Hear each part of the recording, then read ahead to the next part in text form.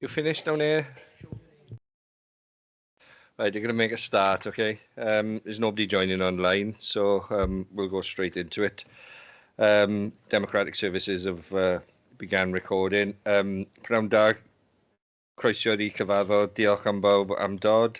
Hello and welcome to the Merthyr Tydfil County Borough Council's Regeneration, Housing and Public Protection Scrutiny on Tuesday, the 4th of March 2025. Please note that this meeting is being recorded and broadcast via the authority's internet site. The images and sound recording may also be used for training purposes.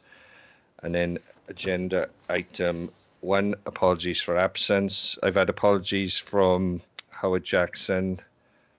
Have we had any other apologies? No. No others. Item agenda 2, declarations of interest. Any? I might as well declare, I used to work for Merthyr Tydfil Leisure Trust. If anybody brings anything up on that, I did formerly work for them, but nothing regarding the sports centre. Moving on, agenda item 3, the impact of Halo Leisure on the Council's leisure services and assets. I'd like to invite Councillor Jamie Scrivens to present. Oh, thank you, Chair. So this report for members will update on the impact of Halo Leisure. We're lucky to have 2 members here today. Apologies if I get anyone's names wrong. You'd never think I work with 100+ volunteers, and my retention for names is atrocious. But we've got Scott, our Chief Executive for Halo, and Mike, who's the Partnerships Manager, who will be able to help answer any questions you've got today on the report. This report is on the last year of managing the associated leisure services and assets that were previously run by Merthyr Tydfil Leisure Trust. Just for the purpose of the report, if we can just remind members that the focus is on Halo in terms of what they've achieved and what they've done with the service, not primarily the history with Merthyr Tydfil Leisure Trust, although it is referenced for the contextual piece of the report. And this is just for the sound and effective scrutiny that we're focused on what we need to. In the report, you'll see there's a number of positive changes that have been proposed and in place, specifically a new pricing structure and enhancements around projects and the assets that have been transferred over. There are also plans within the report in terms of our leisure and our assets through what could be proposed with grant funding, with relevant data sets that we could use in going forward in terms of baselines for improvement in terms of where we currently sit with our leisure offer to the authority. Most notably, you'll also see that the next steps within you to secure a service provider that will manage our leisure services moving forward and the assets, as Halo is only an interim solution to this issue that we've got at the moment. But what is proposed within the report and what we are looking at is we'll work together now to build a cost analysis in terms of our leisure offer. They'll have a robust understanding of what we need for a full-scale long-term procurement exercise that will follow later this year. So just to jump straight into it, that's just a brief summary of what the report is about. I'm happy then for members to raise questions with myself or members of the committee. Thanks, Jamie. Before I call in for questions, any officers want to add to that at all? You okay? All right. Okay. Thank you. David, do you want to go first? For attending. In no particular order, there's only a couple of things I want to say. Obviously, in the report on 5.6, it mentions your long-term leasing arrangement, and you inherited a contract which had a high monthly cost. You have negated some of it. How long is that lease for? And at the end of the lease, does the equipment go back to the leaseholder, or do you end up with the equipment? I'll have to double check on the length of the lease. I have a feeling it might be 2027. Yeah. But I'll get back to you. No, the kit will be owned at the end of it, so that'll be owned by yourselves and the trust. Okay, that's good. It does mention that you made some cost saving measures during that. What are they? What was that? So there were novations of contract, admin fees, and general bits that were being paid. So Rich was the interim partnership manager prior to me. He negotiated that, got some of the fees down, and just made sure what we paid was the base monthly rate with no additional fees for the handover. Okay, thank you. Just jumping on to 8.4, a healthier Merthyr Tydfil. Obviously, there are people who get referred under a GP referral scheme. I'm not really unsure how that works. And is that part funded by the health service? So what we've got is a NERS program, so it's National Exercise Referral Program, which the office and the officers lead on that is based in the leisure centre. It's funded by Cwmtaf Health Board. And the whole point of that, the whole process is getting those kind of inactive kind of people back into some kind of regime for them then to kind of be offset and to undertake other exercises or become a member of the gym fully. So it's they pay for a minimal amount to have this It kind is of part funded, product. then, yeah. Yes, part funded, yeah.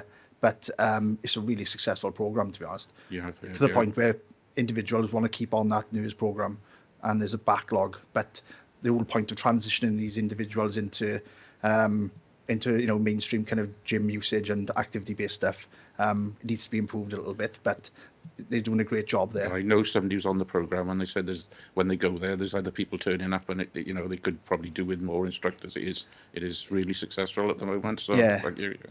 Yeah, we have quarterly reports on news, and it's a standout program. But yeah, if we had more money, we'd have more advisors and officers on board. Okay, thank you. That's Nice one. Thanks, David. Councillor Jones? Thanks, Chair. I take you to page 11, and it's 5.21. And that paragraph refers to planning of a number of events and initiatives being planned for the coming year that feed into local strategic priorities. Can someone give members an idea or example of what such events are in the pipeline? What section are you talking about, Councillor Jones? Sorry, It's 5.21. Page 11. we haven't got pages. Ah. Oh, 5.1. Sorry.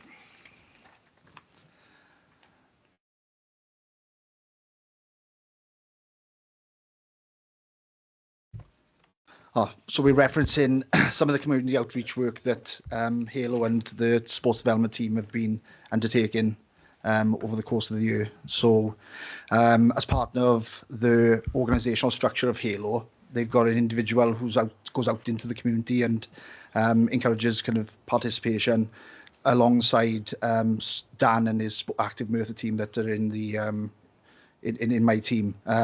The whole ethos of just getting people engaged within those communities and hopefully using some of our assets across the board in terms of leisure centre, Aberfan. So it's outreach, Yeah. but I took it to mean that there were various events planned in the various leisure centres that we don't know about at the moment. That's not the case. No, there will be certain events there, but there's just generic events. I think it's just more of the community engagement, coming out in the communities, working with stakeholders and organisations. Mike will come in now and talk more about the kind of more definite things. Yeah, so some of the events will be, so just in the next 2 weeks, we're doing outreach at Aberfan, Merthyr, Cyfarthfa Park, and it'll be meeting the community. So it'll be Halo going out there with K2's in, Dan's team and Active Merthyr, meeting their constituents, seeing what they want from our services, seeing what we can do in terms of Halo and the council to support them. If there's any things that they want on that we're not already doing, any services we're not providing. So that's some of the bits that are coming up. Right. Okay, that's fine. I'm going to go back to page 10 and it's 5.16. And that refers there to various catering facilities. Well, my question is in relation to the one that's currently there in Rita Carr Leisure Centre, because I know that was shut for quite some time and it's been reopened. And I'm a user down there. I'm there 3 times a week, so I know what's what and what's going on there. But it doesn't seem to be open all the time. And not only myself, but there's others who use it there. Perhaps you go around there for a cup of coffee and a snack, and it's shut. So is there any plans to ensure that that facility is open for longer hours than it is currently?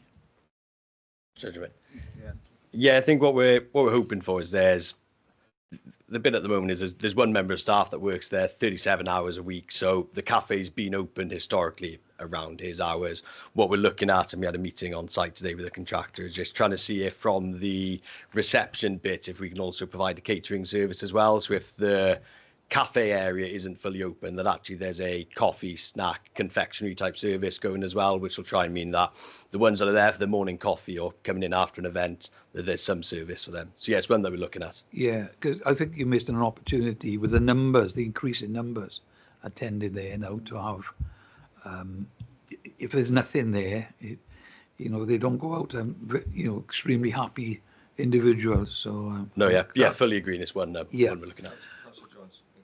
Wants to come in. Oh, sorry. Sorry, yeah. And just to add on to what Mike has just spoke about there, they've had the kind of hindsight in terms of bringing in a food development manager in terms of Tristan, who's come in now. So, they had the foresight to bring someone in to strategically look at their kind of food provision across all the assets they're working with. This is coupled with the fact that, I know we don't really touch upon it within the report, but there are plans in place to kind of fully redevelop that whole ground floor area, which is definitely needed because, as you know, Councillor Jones, that cafe area is hidden away. It is. It's in the wrong place. Whoever designed that building needs a serious looking at. So there are plans in place to really revitalise that whole section there and the facility in general. And when we get more information and designs on what those proposals will be, we'll bring that back to council and to councillors.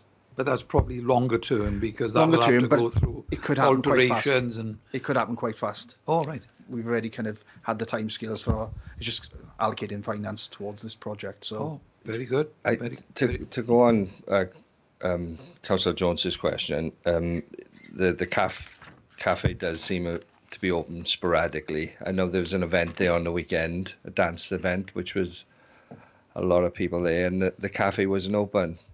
And it's a missed opportunity for income. One of the parents was an employee of the local authority attended and said like they go to events in other areas and there's never not a cafe open. I think that, especially when there's large events, that needs to be thought out.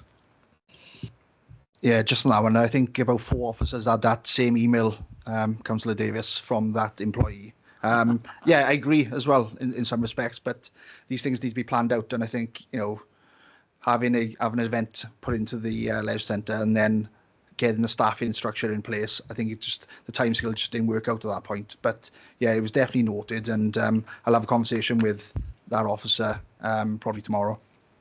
Okay, thank you. I've got a few more questions, Chair. Still on page 10, under 5.18, it's interesting that what it says there, that example of decarbonisation works is that Halo Leisure is investigating a water recovery system for the swimming pools. This will potentially reduce pool water consumption by 90%.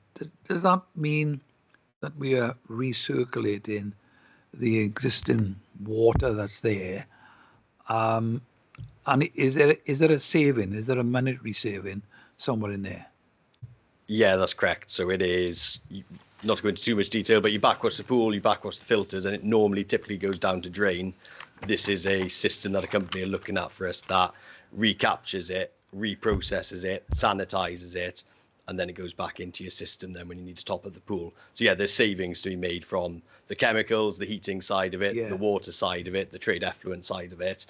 I've got a proposal which has all the costs. I'm happy to share that if you want a copy of it. It would be interesting because I would have thought there would be potentially quite a high savings aspect of that. Yeah, I think off the top of my head, it was a return on investment within a couple of years. Right. So yeah, it is a really high yield on it. So I'm happy to share a copy with you. Lovely. That would be very good. Could I turn to page 12 and 6.2?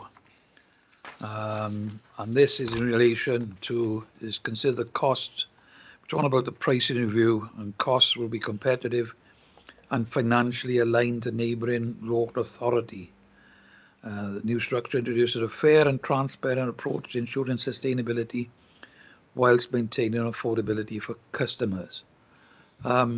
So the pricing structure is going to be altered from what it is at the moment. I presume that means increases for all. When will that come to fruition? Is it later on this year? And where are the local authority in this pricing structure? Do we look at, for example, take into account what people can afford out there? Is there a cap to it? I'll come in on this one initially, and then perhaps Mike or Scott will want to come in afterwards. So, Halo have been a sit-do now for a year, and the challenges they have faced in terms of understanding the pricing structure of that building or the membership scheme is absolutely all over the shop. I mean, you've got individuals paying £15 a month membership, and then you've got other individuals paying £30 a month membership with no differentiation between, the demographics there. So the pricing structure across the board, not just memberships, the usage of the indoor courts, everything else, squash, it's all over the shop at the moment. So what we need to do, or what Halo have brought their experience in terms of doing, is coming up with an affordable pricing structure that is obviously based on other local authorities within the immediate area, so RCT and so on, and come up with a competitive programme where it should be cost effective for all those members to kind of adhere to that kind of pricing structure. And what they've done then is put a kind of cost profile together over the course of the year to see where we could bring money in as well. So at the moment, the model is totally unsustainable, and it's losing money, it's hemorrhaging money month on month. And obviously, there's only one organisation taking that cost, and it's the council. So what we want to do is bring it up to a standard where the pricing structure is still affordable, but it's in comparative with other local authorities, and it needs to be done. At the end of the day, it can't run as a failing organisation or facility that's hemorrhaging money. So I think Halo have come up with a really good structure there that they are proposing. We've got a meeting tomorrow in terms as councillors with a couple of cabinet members to have a conversation about those pricing kind of allocations, and we are looking ideally to implement this from the 1st of April, but there's work that needs to be done before that. So I don't know if I missed anything else. Mike, Scott, want to come in? Yeah, if I can, just to bring a bit more context.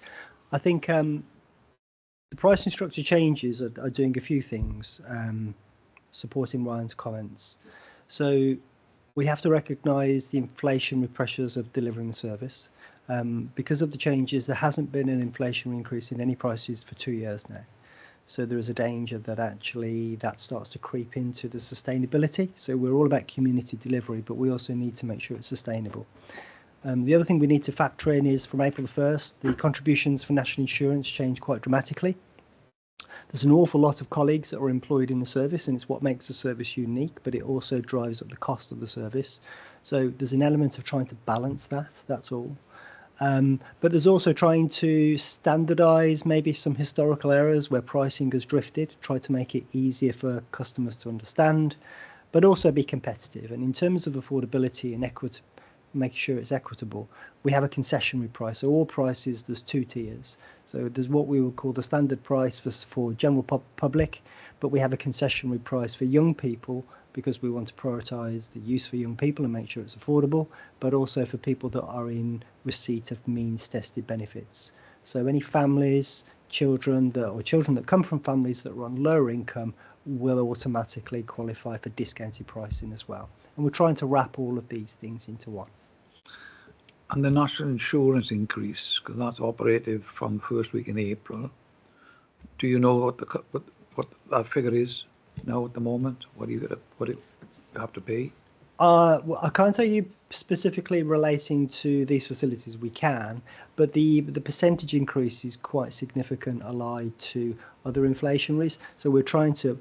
The aim of trying to adjust the prices is to offset and balance it. So you have as I said, a sustainable service where you don't have a position where your costs are outgrowing your revenue. I can't give you the exact pendulum, but I can get you that data. Right. I mean, I understand what you've Yeah. just explained, but obviously the national insurance is a lump sum.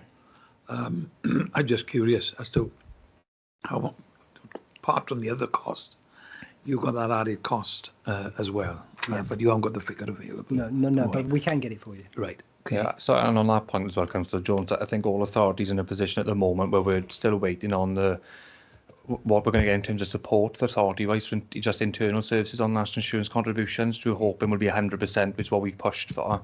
Yeah. But we're still not clear in terms of commission services, what support would look like as well. But obviously when we gather information, we can share that with all councillors. I understand what you're saying, because it's getting close. Yeah. To the 1st of April, and public service bodies need to know what they have to pay. So the sooner that's announced, the better, so people can, do the calculations, etc. Still on page 10, a bit higher up, it's refers there to looking at building enhancement. Is that what you were talking about the alterations on the ground floor? Because he refers to the fact, as well as being a registered charity, they can also apply for grants that the council cannot obtain. So I presume that because you're a registered charity, you've already applied for grants to cover various things since Halo's been there? Yeah, so obviously they've been in situ a year. So they've applied for a number of grants that they've been successful with in terms of making alterations and improvements to all of the assets that are referenced in the report. So, they've done it quite a bit in terms of the Canolfan, which needs a bit of an update up in Cyfarthfa Park. A lot of work to the leisure centre itself with, some decarbonisation work, some kind of system related, and some improvements in terms of the actual swimming pool and the facilities. And Aberfan, we referenced that, new pool covers, which is a decarb project, developing a new food pantry, which will be kind of unique for that area and needed. And some other further improvements in terms of just general stuff day to day, like the doors being sorted again because that building's totally run down. So, yeah, it's well within their rights. Obviously, they're in an interim contract at the moment, so it's only a year left, which kind of limits how much money the organisation can apply for.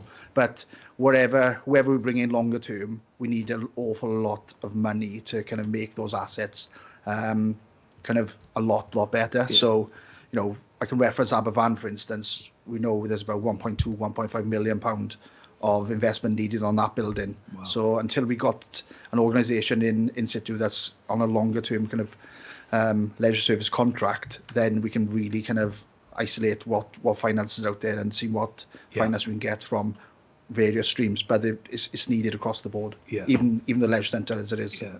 And just sticking with decarbonisation, the Welsh Government in their budget, which is actually going to be dealt with today, there's a specific amount, I think it's over £5 million, being allocated towards decarbonisation in leisure centres throughout the country. So I sincerely hope that we're going to be in there as quickly as possible to get a chunk of that money. 100% we will be, because we as a local authority can apply for that finance. So and it's still the local authority owns that building, so we'll have a look at it for certainly the leisure centre and Aberfan, definitely. Okay. Coming back to a question that was asked by David Chaplin about the equipment and the leasing of the equipment.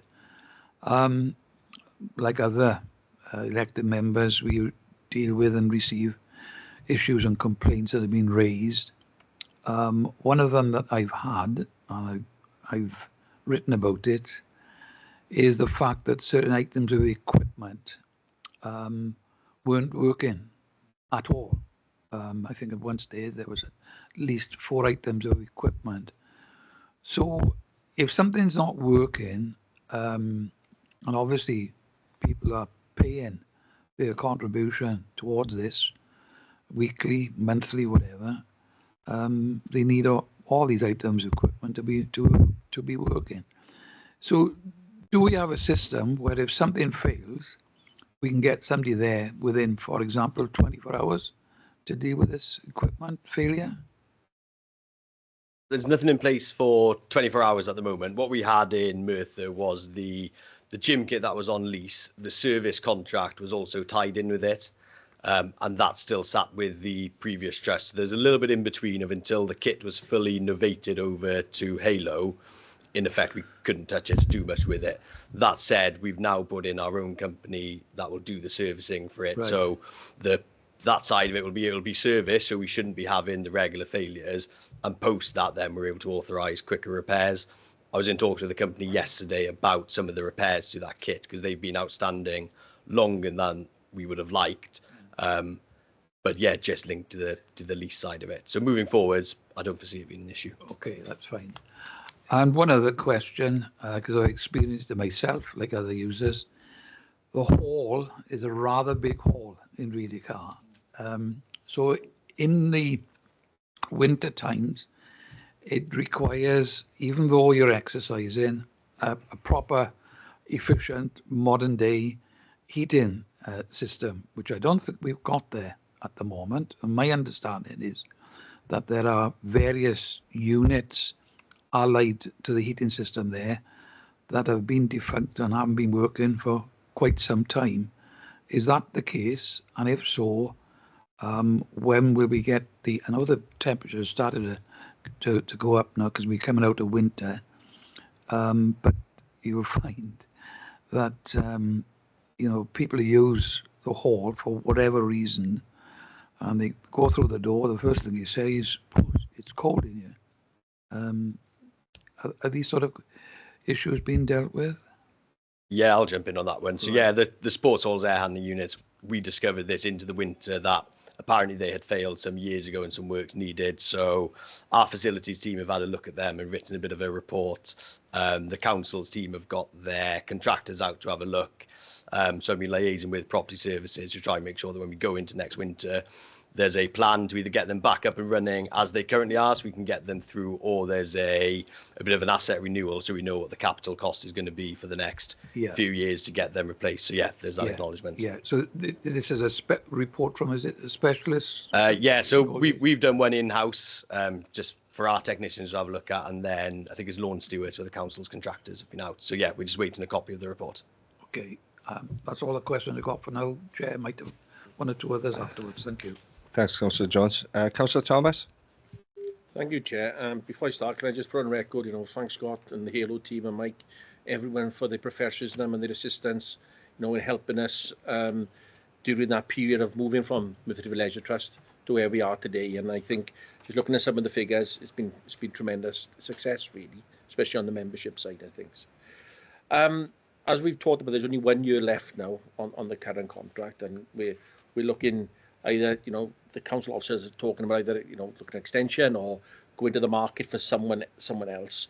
Could you give us a bit more clarity on the process on where we're going to go for the future? Yeah, so we're in a vital period now where when we get the price increase signed off and we implement that on the 1st of April, I think over those coming months through the spring period, we'll have a realistic view of how sustainable that business is, or certainly with regards to the leisure centre. So I think before we go out to the market, we have to understand what that entity does in terms of income and expenditure.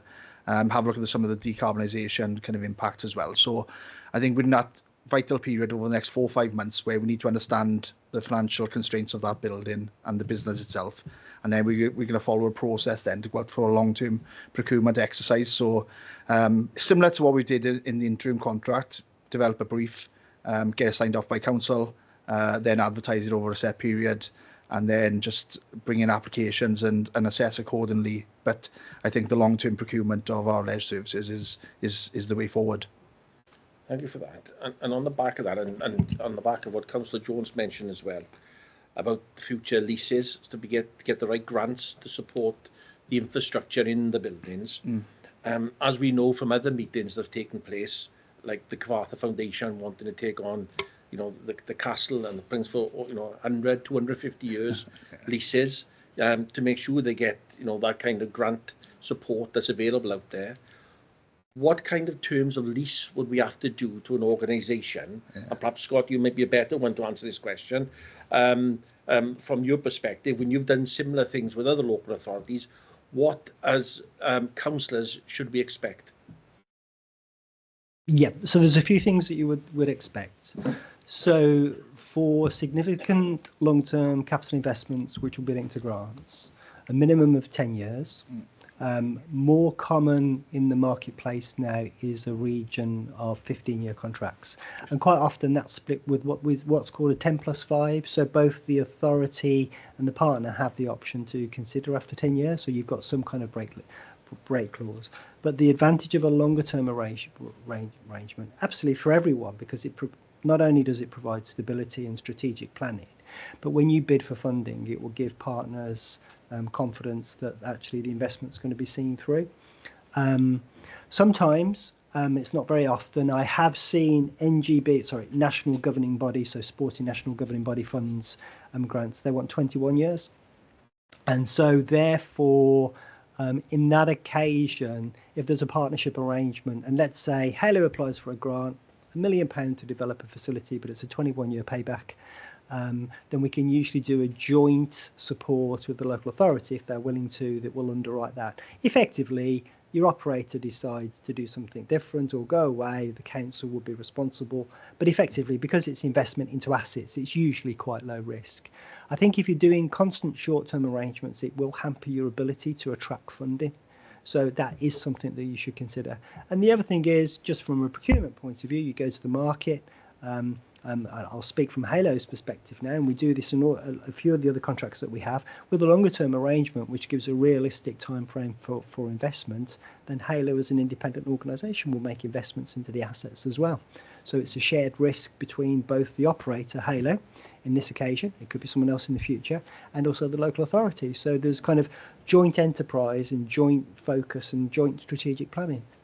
So it's quite long term then, really. It's not short or medium. It's quite long term, and I think as a member, as a councillor on this authority, I think it's something that we all need to take on board. You know, if we want a successful leisure services going forward, that's what we need to take. That's the kind of contract we need to go into. Yeah, longer term will give you more opportunities, and so therefore the focus would be.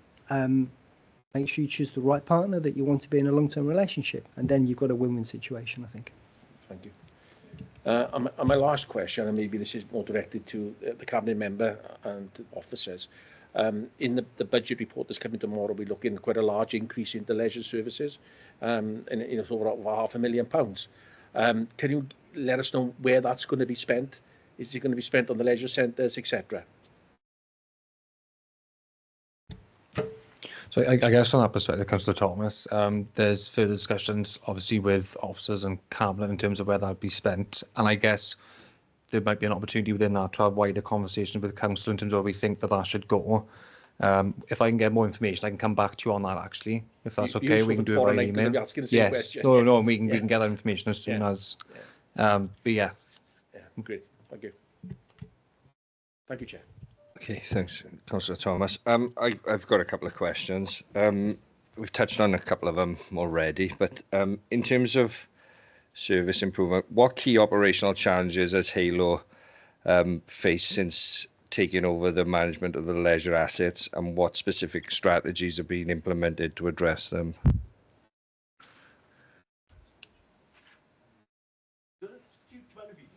Yeah, no worries. What key operational challenges has Halo faced since taking over the management of the leisure assets, and what specific strategies have been implemented to address them?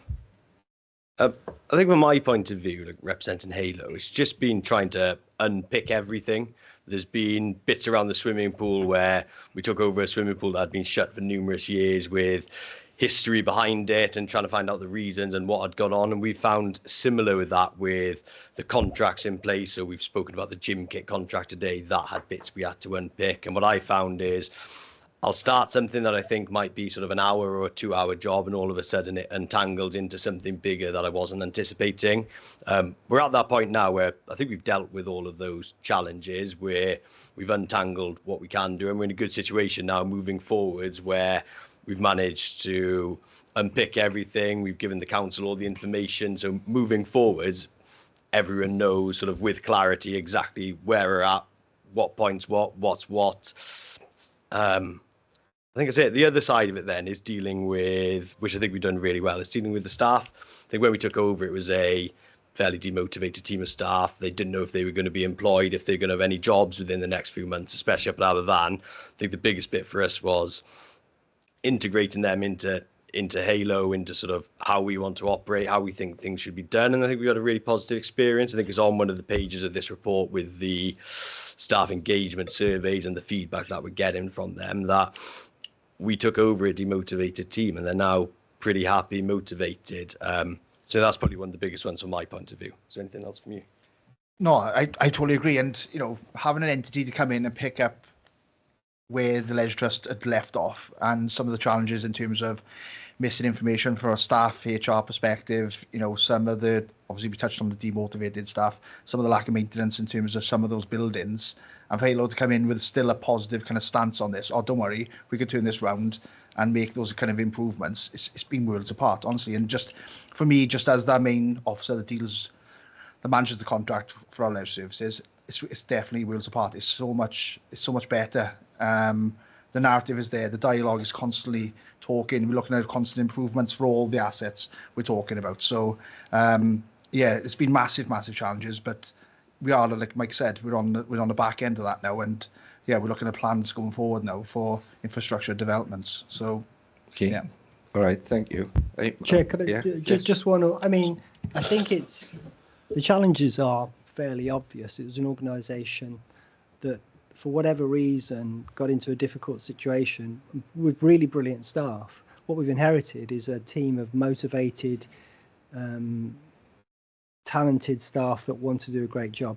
I think the biggest thing for me, and it was interesting that Mike gave me a figure just before we came in, you've got this wonderful asset in terms of the swimming pool at the main centre, and it was unused for many years. And we managed to get that back open. And I think today, Mike's just confirmed, we've got 600 children a week that are learning to swim there now. That's 50 weeks of the year.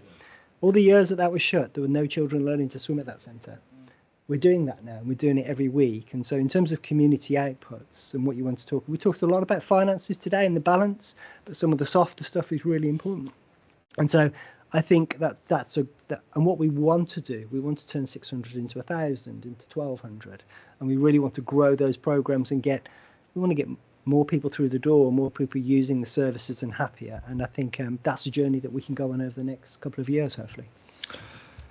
I think you probably could get those numbers, but the biggest impact is the cost of transporting the children to the leisure centre. You know, you're talking £200 for a bus to take them from a local school to the sports centre, which is just not sustainable for the schools. I think you're absolutely right. Rural communities, and we work in quite a few rural communities. This isn't education swimming. This is our swimming programs outside of education. So these are parents that, under their own volition, are bringing children to the facilities to use it. We've then got the education swimming on top again, which was not taking place. So we add that number, then you know the reach is even further. And I do think there's further room for us to grow those programs as well. Fingers crossed. Yeah, great. I'm going to talk on a couple of the softer things now that you mentioned. You mentioned about staff morale. Can you give us what initiatives have been introduced to enhance staff morale and training opportunities within the leisure service, and what impact of these initiatives had so far? In the report, it mentions about training, but you know, and you talked about staff morale being better, but what have you done to make it better? I think some of it is linked to that point 5.2 is we've upskilled the staff. So there's staff that were working there. We've given them an opportunity to progress into different roles, be that I think what we've got there, the 10 swimming teachers that we've upskilled. So these were staff that were working as lifeguards that are now, they've been upskilled. There's a different rate of pay for them. They're doing a different job role. They're contributing to the figures Scott just mentioned of those 600 and that community work. That's been a massive part of it. I think we've made them feel valued. We listen to them. We take their feedback on board. We do these engagement surveys and we'll act upon them. So if we get results that we're not happy with as leaders, we'll pick that up and make sure that what we're doing is right to improve on them and make sure that the staff are happy. This year, then, we've introduced performance reviews, which I think the teams hadn't had there before. So every single contracted member of staff in the first 3 months of this year will sit down with their manager. They'll have a performance review where they can go through their aspirational goals, where they want to be, what we can do and how we can upskill and improve them. I think we put a lot of time and effort into them. So I think, I think that's what we've done. Okay, thank you. I got a couple of questions around community engagement. I know Councillor Jones asked a question earlier, and so some of this is probably already been answered. It's a bit of a long one. How has Halo Leisure worked to improve community participation in leisure activities, particularly for underrepresented groups or those facing barriers? I know you talked about 2 different price caps. And then what specific initiatives have you implemented to increase engagement, and what measurable impact have these had on participation levels? I'm a community development worker working in some of the most, challenging communities where, they're socially deprived, and, I want to know what you were doing to engage with those communities and get them into your centres.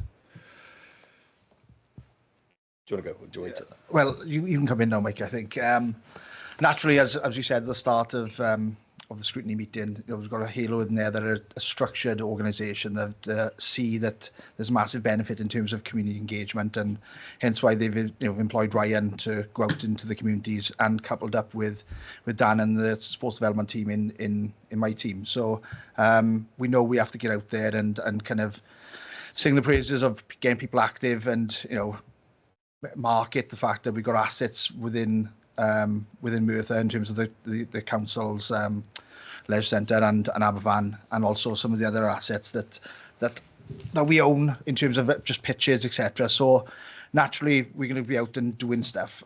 Obviously this kind of stuff is still relatively new, even though Halo have been in situ for a year. The community engagement aspect is probably still only months into this kind of infancy. So what we plan to do as well is obviously develop that and look at other kind of opportunities going forward as well. So this isn't the start. We're still in an interim contract.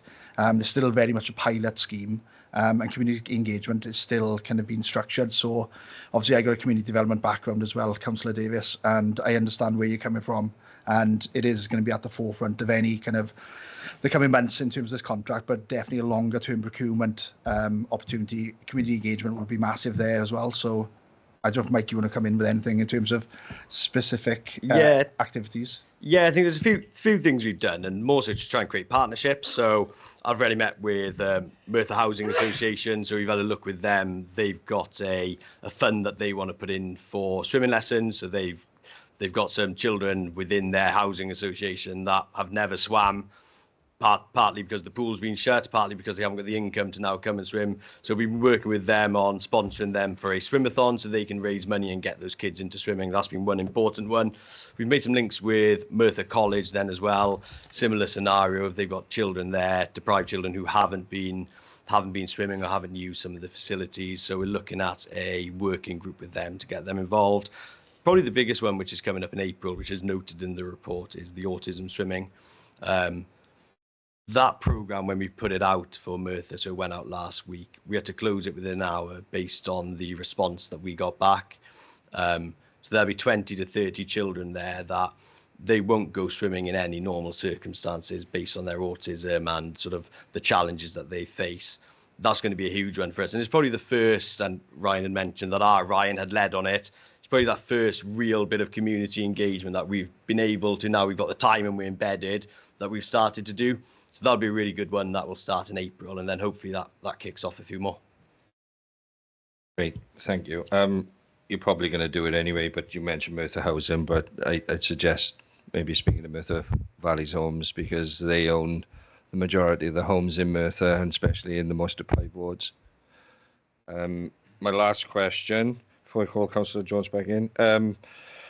How is user satisfaction being tracked, and what key themes have emerged from feedback regarding improvements or areas of concern in the service provided by Halo? So we track the NPS, which is the Net Promoter Score. So I think it only started properly in October when we brought in our membership system. But what happens is when members, as of Halo members, will visit, they'll get an automated email at certain visits. So I can't remember entirely, but it may be sort of on their first visit, their 10th visit, their 20th visit. And what we do is we record that. It comes through to us on a dashboard on a platform, and then we'll track those scores, and we also benchmark them then against all of our other centres. So that's how we track it. And then we've got the feedback that will come through our source. So we'll get emails come through, phone calls, bits come through from the council, social media. We'll track that. The common themes have been, some of the ones have been mentioned here today. We've had some the last week or so about the catering. So that's one that we're already looking at. We've had some really positive ones. So if you go and have a look at the feedback, which is on social media surrounding the autism swimming, you'll see 30, 40 comments of what a good initiative is and thanking the council and thanking Halo for putting these bits on. So we're tracking it everywhere. I'm able to provide those figures. So if anyone wants them, we've got the net promoter score. So I'm happy to share them with anyone. That would be great, thanks. And some examples of like the good, bad, and the indifferent comments would be really useful as well. Thank you. Councillor Jones? Yeah, thank you, Chair. It's only a clarification on the survey with your employees. It's very interesting. On page 11, under the heading January 2025 survey, when you look at that block there, you go across, and then it's well, you probably refer to it now, the motivation score. Take the one for Aberfan, that's 8.94. Is that 8.94 out of 10? Yes. Right. Because that's, I couldn't know that without asking the question. And if you turn over the page then, page 12, top of the page, you've got more figures there. And you've got the second one across from the number of posts is impressions. Can you tell me exactly what you mean by impressions? I think impressions relate to the amount of people that have then seen those posts. So if you look at the top, so the 159 posts that have gone out for Merthyr Leisure Centre, 793,000 people have then seen that post. And 99,000 have engaged with it, which was the 12.5%. Right. Okay. That explains that. Yeah. Thanks very much. Thanks, Guy.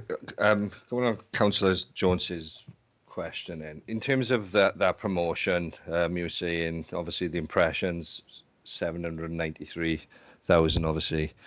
Are these going out on Halo's social media, or is this specific to Merthyr? Because obviously there's not 793,000 living in Merthyr. Do you have a designated Merthyr only social media account? Yeah, so these ones are the posts that have specifically gone out on the Merthyr, Aberfan and Canolfan pages. So these aren't Halo-wide figures. These are specific for Merthyr Tydfil Leisure Centre's Facebook page, if you were to go on it. And the are these? Do you do paid adverts via Facebook? I'll try and answer. Yeah, so Halo has Halo branded social media platforms for each of its facilities. So we have Facebook. I don't know the exact details. Instagram. Obviously, we use the website. We also use e-newsletters. We do use paid adverts. Yeah. So we use them quite a lot, and that's why you see the numbers are quite high. Yeah. And the reason that they can be vanity figures. Someone likes it, their friend living somewhere else likes it, and there's an impression. So the impressions are important, and then the conversion rate into, because we track alongside this what happens with promotional activity that we're promoting. So the great example would have been the autism swimming that Mike referenced. We would have promoted that probably almost entirely through social media platforms, and we sold all the places within 60 minutes. So, but there's quite a big element. Interestingly, as a registered charity, and this is one of the advantages of choosing the right partner, because we're a non-profit distributing organisation, working with Google and Google adverts, we get £50,000 worth of free advertising each year, and that's available for all charities if you can demonstrate that you meet their criteria, or what Google classes as non-profits. So we go quite heavy in terms of online promoting and targeting ads, because it's a really effective way of getting to the communities. Going back 30, 40 years, the local parish newsletter used to be the main vehicle. They don't always exist now, but we can get to really isolated communities sometimes this way. It's great to hear. Thank you. I'm going to ask you a question now, because I can't believe Councillor Johnson picked it up. Page 11 is a table, employees 5, responses 6. So, yeah, just... I had a feeling that would get picked up. I can't believe he never picked it up. What happens is when it gets sent out to staff, they choose their place of work. There's some staff that work across sites. So this one will be if there was someone at Merthyr Leisure Centre or Aberfan that was in a dual post, they've chosen the Cyfarthfa Park as their home site rather than the other. So that's all that is. It was a bit of fun. Yeah. David, do you want to come in? You mentioned the Merthyr Housing Association, and the chair then mentioned possibly Merthyr Valley Homes as the biggest social housing provider in Merthyr Tydfil. But please don't forget there's also Wales and West, who are the third housing provider in the area, and they cover areas like Toy Carmel, which is important that they don't get forgotten about. Yeah. Councillor George, do you have anything? Yeah.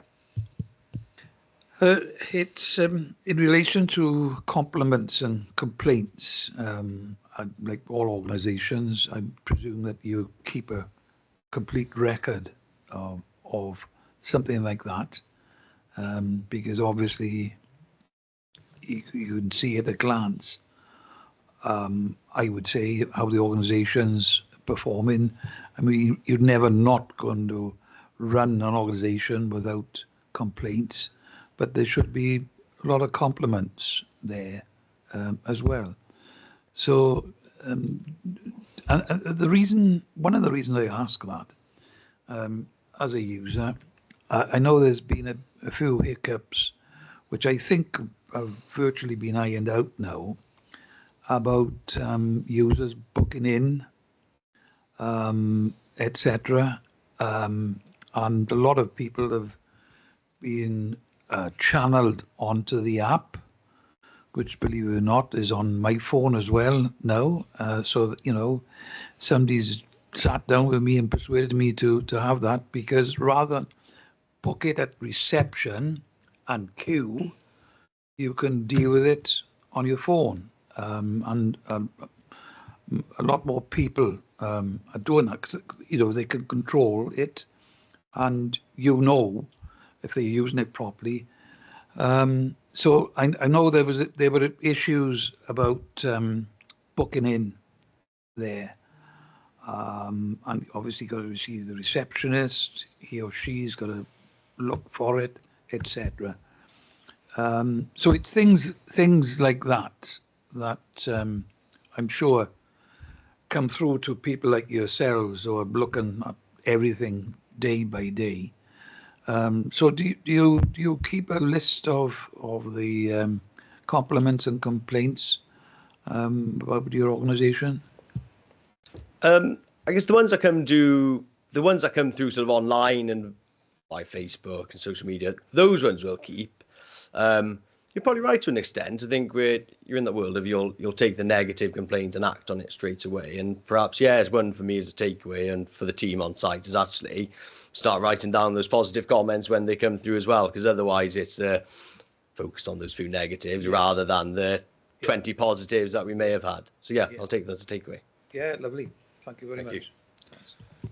Yeah, just to jump in as well, sorry, Councillor Jones, but it's important for us as we go through this kind of pilot scheme of having a leisure service provider managing our services and our assets, that we collect all this information. So the numerous emails I've had from yourself, other councillors, also ex-employees, etc., and just the general public in terms of the upstairs locker room, etc.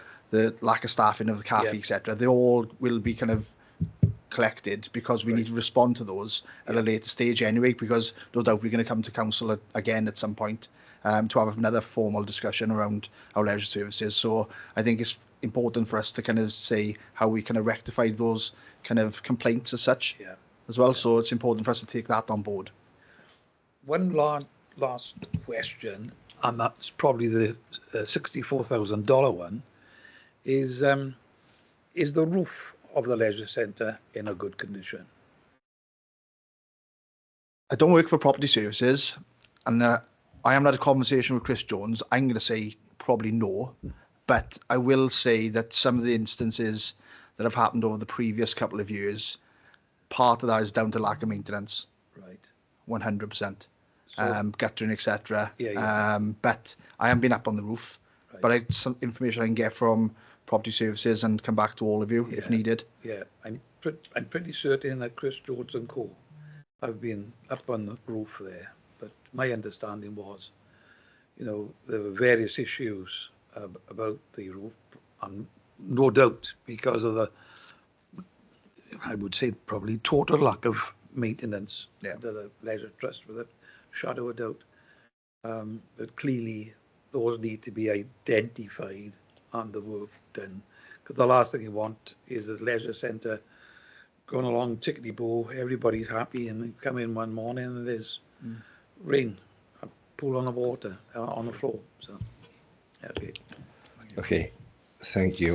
There's no other questions indicated. Anybody got any comments? Councillor Smith? Well, I can see you lurching in and... Yeah, he's quick, isn't he? I see you. I've waited for you all afternoon. He's slept all afternoon. Good chairmanship. No, I'll leave it there now. What a difference 2 years make. Because 2 years ago, right, we were going to shoot ourselves in the foot because bloody car wasn't working the way we wanted. The Leisure Trust was in, caused major problems for everybody, not only for councillors, members, officers, even for the public. So I read this report over the weekend, and I think what you're trying to do is changing life, changing the way we want it to run, and I think you're doing great, to be honest, right? But this time next year, I'll be looking more serious into it, because the comments you made, you want money for maintenance, you money for something else, cost of living is going, national insurance stamps are rising, so everything we're talking about is going pear-shaped, but we've got to get our act together and work with it, because we can't go back to another charity organisation like the Leisure Trust. We can't go down that line. Them days are gone. We've got to work with it hard, and we'll be taking it forward for the community. And I think that's my belief. I think you're doing well. I know there are a lot of questions and all that. To myself, you're doing well, and we want to take it forward. And I think we hope we can work together and get more report. But when's the next report come back now on the car? Is that 6 months or a year? Oh, we're going to work on the forward work programme in the next month, and then we can plan So it we in. want a regular meeting, regular input and outcomes. How we take it forward. That's all, Chair. Thanks, Councillor Smith. Councillor Thomas? It must be great now for the officers not to navigate the old contract. If you remember that document, between the council and the legislature, there must be, great for you guys, right? Because it was a nightmare. Let's be fair, it was a nightmare. Whoever drew that up needs shooting.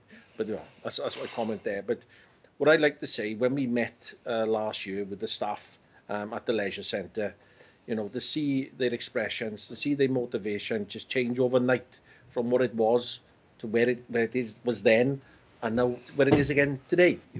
It's just been a great move, I think, by the local authority to bring you in, and long may it continue. Thanks, Councillor Thomas. Councillor Jones? Yes, Chair. Having read this report, it's very interesting. It's a positive report.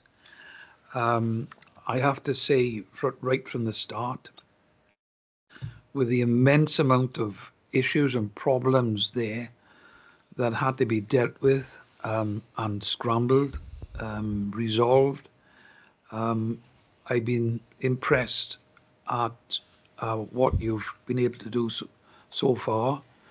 And the proof is in the pudding, and that is, this is why I asked the question about complaints and compliments, because people will straight away, if they're not happy with things there, particularly in Merthyr Tydfil, they'll let you know straight away. There'll be no holding back.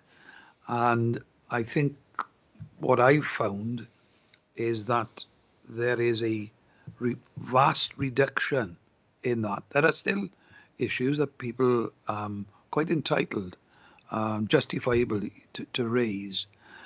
But the fact that you are doing your utmost to deal with all these issues. And the other thing is the length of time that the swimming pool wasn't available to people in and of all ages, particularly children.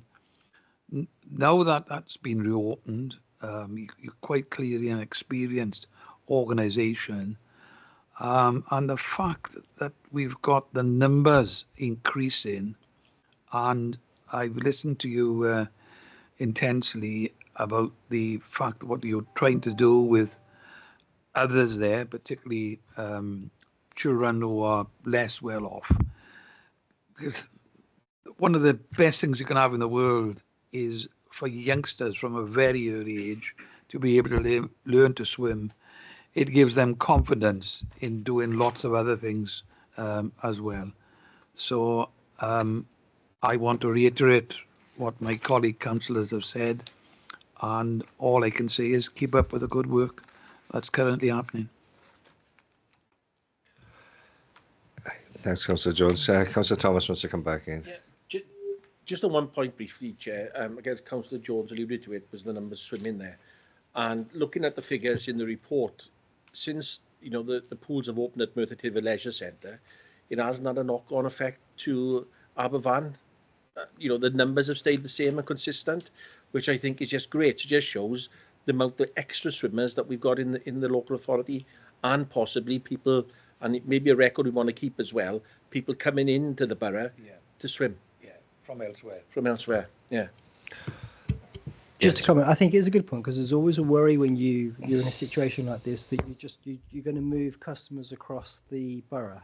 The stats prove that's not the case. The good news is, what I suspect is happening, three things. People are going outside to swim, so we've kept them. We want them to swim in the borough, because that's what we want. We manage quite a few centres. It's a beautiful swimming pool. People will travel to use a facility of this calibre. And the sad thing is, there were lots of people that just weren't swimming anymore for years. And so we've reinstigated that life habit, that ability to take physical activity and the benefits that it brings through swimming. And that will no doubt, over the coming years, have a huge compound benefit to the local communities. So, yeah, it's a good point noted.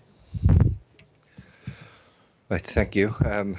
Nobody else is indicating, so I'd like to thank you for coming in today and answering all our questions. Keep up the good work. We'll have you back in next year, and hopefully it's still as positive, and we've got a way forward for the next 10 years. So thanks, Ryan, thanks, Mike, thanks, Scott, for coming in today. Thank you.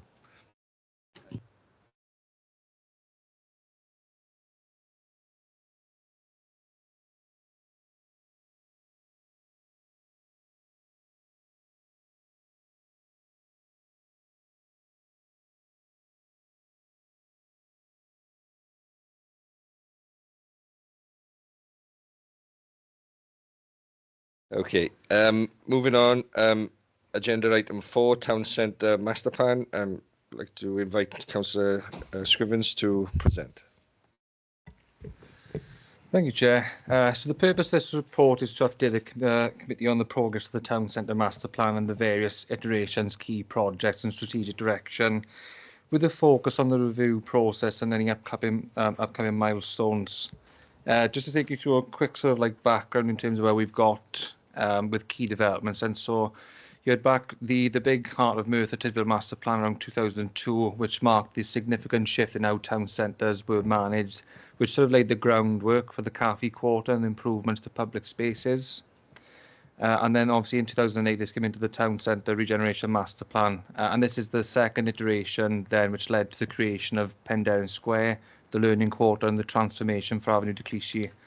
One of the main projects on that plan obviously was the relocation of the bus station, which has provided the foundation then for the future of the strategic interventions with the plan. So when we come to 2019-2035, this is the Merthyr Tydfil Strategic Valley Hub Placemaking Plan, which was commissioned by the Council, Welsh Government and Transport for Wales.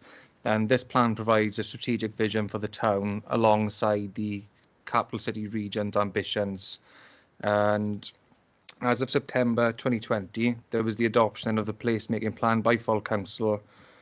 And following that endorsement, it was expected then to establish a working group with Welsh Government officials to discuss the policy direction and funding opportunities for those key projects within. As of 2025, the urbanists have been contracted to provide architectural services for the town centre. This was a variety of things around the St Tydfil Shopping Centre, indoor market relocation, placemaking plan review, and the Riverdin Hark completion. Now, the strategic aims of the plan centre around the tourism capital, providing a low carbon town, destination for services, having a better waterside town, a smart town, and the inclusive and engaging public realm, which is a big thing when we look at the market in terms of where things are going, and it's not going to change. We have to accept the fact that the online market is far outweighing what we've got physically, and we need to change as a town and meet that need and that challenge really, and make sure business is supported. You know, we've got a substantial high street, and it's something that we need to adapt to make sure it's fit to contend now with that online market and meet the needs of our residents. We need a resilient town, and that's one of the big things out of the plan. So key projects that are underway at the moment, of course, are the railway station in Gleveland, which are identified as strategic sites within the placemaking plan. The Gleveland site, which was completed back in December, which creates an open space for various activities that we can look into. The St Tydfil Shopping Centre, which was purchased in December 2021, which is now a strategic site targeted for redevelopment. And there are studies being conducted to explore future opportunities, including flood modelling and a hotel feasibility study. You've got the Howe Fields building redevelopment, which was completed and transformed the site into a mixed-use building with a bistro/bar, commercial unit, boutique hotel, and self-contained flats. We've got the Synagogue project, which aims to create a bilingual Welsh-Jewish heritage centre with funding that's been secured for the development phase. And Marsh House, of course, which opened in March 25, providing supported accommodation for young persons and adults who are at risk of homelessness. Now, the next steps that we've got in front of us are to finalise the placemaking plan review, engage with the urbanists further to continue the commission work and plan to develop future opportunities for the shopping centre. There'll be a governance review with Welsh Government in March to ensure that effective boards and groups are in place for governance. We've got the long-term plans for towns programme, which, just as an update as of today, if I just open this email, the programme will be retained, but it's been reformed now into a neighbourhood plan for neighbourhoods, which will increase the scope in terms of what that money can be spent on over the next 10 years. So that's an update that came through today from the Ministry of Housing, Communities and Local Government. I've literally just got the email like 5 minutes ago. Moving forward, there will also be collaboration with Welsh Government and stakeholders to maintain the collaboration around key projects that are aligned with our placemaking plan. And then obviously as a committee working with yourselves, we really value then the insights and any feedback you want to provide on key projects that will take forward then how we adapt or change things and how we take into account residents' views that yourselves have picked up and what you want to see from this plan as well. So on that note, I'm more than happy, unless Zoe wants to come in with any further comments, to open up to the committee. Okay. Thanks, Councillor Scrivens. Open it up. David first.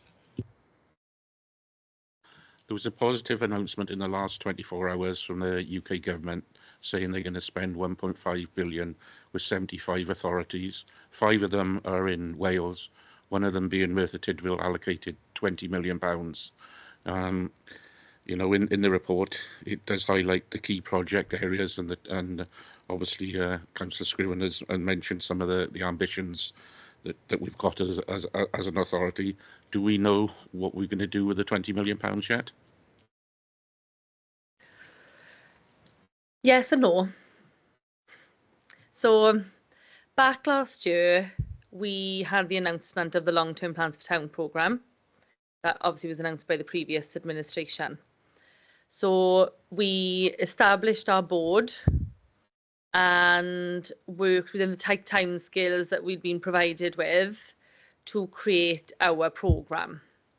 So we undertook significant consultation and tried to align the results of the consultation against the key priorities of the programme at that point. So we'd gone way far down the line to the point of finalising our programme for submission, which was due on the 1st of August last year. And the submission date was they pulled that date at that point. And then, of course, we had a new administration and we've been waiting for the announcement on this new programme. So it very much depends now on what the new priorities are, how they align. We need to see what changes there are between the programmes. So as Councillor Scriven just updated, the new information has come out today. So we need time as an authority now to reflect that detail, share that information with our board, and then start to look at what our priorities are. Do they still align? Is there anything else we need to introduce? So that's why the answer, apologies, was yes and no, because we did do a considerable amount of work last year. But it's that reflection period now and looking at, okay, how do we take that forward?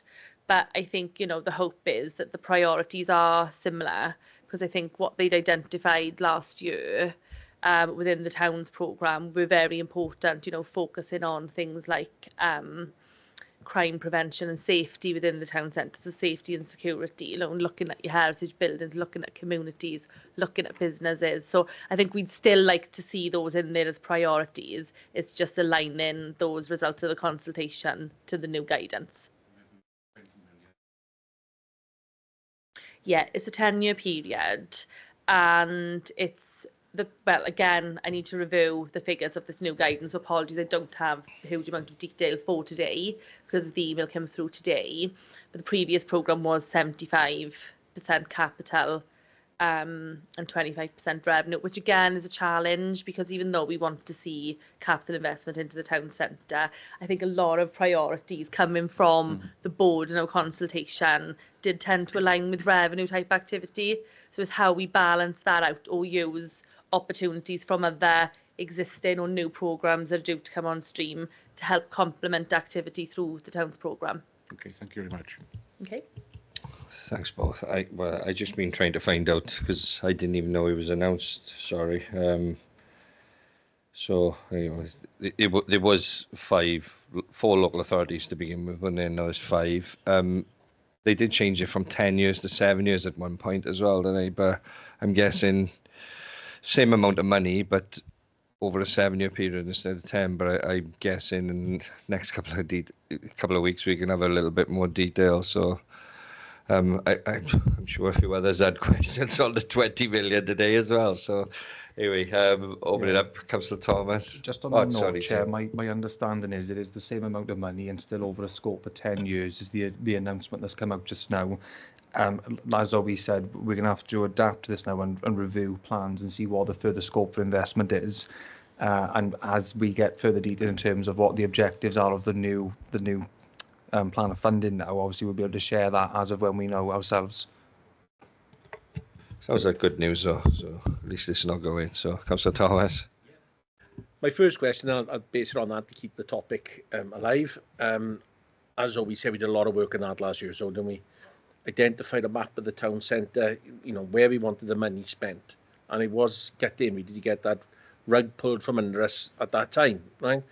But we welcome any money coming to the authority, let's be fair, right? You know, £20 million is £20 million, and I'm sure we'll spend it well. But when it was identified for the town centre, you know where you're going to channel your efforts. It sounds like neighbourhood now. It sounds like this could get a little bit worldly. And if it does, I wouldn't want that investment, or perhaps, till we get the proper thing. But if we watered down that investment that was going into the town centre for the whole of the borough, 20 million won't go far. It won't have much impact. So when we get the terms and conditions for the new funding that's coming to us, will you share it with us all, please, for us to understand it? Yes, happy to bring a report back when the time is right, Chair. Yeah. I think for now, we need to digest the information, look how much detail is within that guidance. I think the guidance that was issued last year for the Towns programme at the time enabled us to provide yourselves with the report. We had enough detail within that. Hopefully the case will be the same. As I said, apologies, I haven't had a chance to review it. We do have a series of meetings over the next few weeks as well with colleagues across the other 4 local authority areas and the WLGA. So I'm hoping we'll start to get, some real detail over the next month or so. So when you are looking at your forward plan, I'm happy to include something on the Towns programme, or with its new name now, as soon as possible to share that detail. And, I appreciate, the sentiment, because I think we had that issue last year, didn't we? We did have a larger geographical location. And, as the board, we agreed that we would look at targeting the town centre to ensure where we had, a significant input and opportunities to enhance the town centre. And if there were opportunities then for perhaps some of the other areas, that they would be considered on a case-by-case basis. So effectively, we were trying to avoid pepper potting and diluting that funding that Councillor Thomas just alluded to. So, all of this does remain to be seen now in terms of what the guidance is now saying. Is our board even saying the same? Do they expect the same makeup? All of this, I think, is back to the drawing board, complete review of everything. But ultimately, with the previous programme, the board had the responsibility to make the decisions and to deliver that finance, and the local authority were the grant recipient body and acting as the sort of coordinator on the board's behalf. So again, be interesting to see the governance model and how all of that plays out as well. Thank you, so. In 3.4 of the report, it mentions transport being a major consideration for the placemaking plan. And it was one of the organisation involved was TFW. And, when we built, the award-winning bus station, which has been a great success, we know that the Hoovers and Dragon Park site is going to be perhaps between 600 and 800 houses will eventually be built around that site. It's a fantastic park and ride facility. One of the things we put an application in for last year into the levelling up monies was to improve the railway station at Merthyr. So are there any plans to go back if there's any levelling up funding money comes available again? Are we going to submit that bid to improve our railway station? Well, at this point in time, we aren't aware of any significant levels of finance that we had opportunities through the levelling up fund for. But, I think ultimately, yes, if opportunities became available, we'd definitely be considering those opportunities and any projects that we could align to those opportunities at the time. So we are, continuing to look at opportunities to still deliver schemes that perhaps we weren't successful on, but in a different way. But I think, it sort of remains to be seen over time, what opportunities there are for us to align them to. Thank you. Chair, Jamie, you alluded to in your preamble, really, about the effect of online shopping and what it's done really to the high street. And I think, during COVID and since COVID, that's only just been expedited, isn't it? It's just grown and grown and grown to the detriment of the retail on the high street. I've always said I think Merthyr's high street must be the longest in Wales by a country mile. I would have said, and all the offshoots we got to it as well. St Tidwell Shopping Centre, Gleeblan Street, Victoria. Then we've got Cyfarthfa Retail Park, Penganthi, Pendrabach, the retail offering, Merthyr, is massive, right? But it's not in the town centre at this moment. So the urbanists are doing a piece of work on, you know, the future of what it's going to look like. We bought St Tidwell Shopping Centre, you know, with the foresight really, so it'd be under our control of what it's going to look like in the future and what we could do with it. And you know, we've started that with the Cleveland site really, with the, you know, the event or the open space that's been delivered there. So the planners have a big part to play in this, so right, as you know, right, and James, you'll get to know this, right, a massive part, because one of the things that we've been stopped from doing in the town centre is parking, is car parking. We mentioned Tesco in the report, development Tesco, but they got free car parking, yeah, right outside the shopping centre. Now, Dunelm has just come into Merthyr, but it's going up to Pengarnddru. Has anyone approached Dunelm to say, like, why have you gone to Pengarnddru and not into Merthyr Tidwell Town Centre? Is it to do with car parking? Is it to do with business rates? Has anyone approached them? That's my question. As far as I'm aware, no. But whether other departments such as planning have, I don't know if those conversations have been held, but I'm happy to take that offline and find out for you.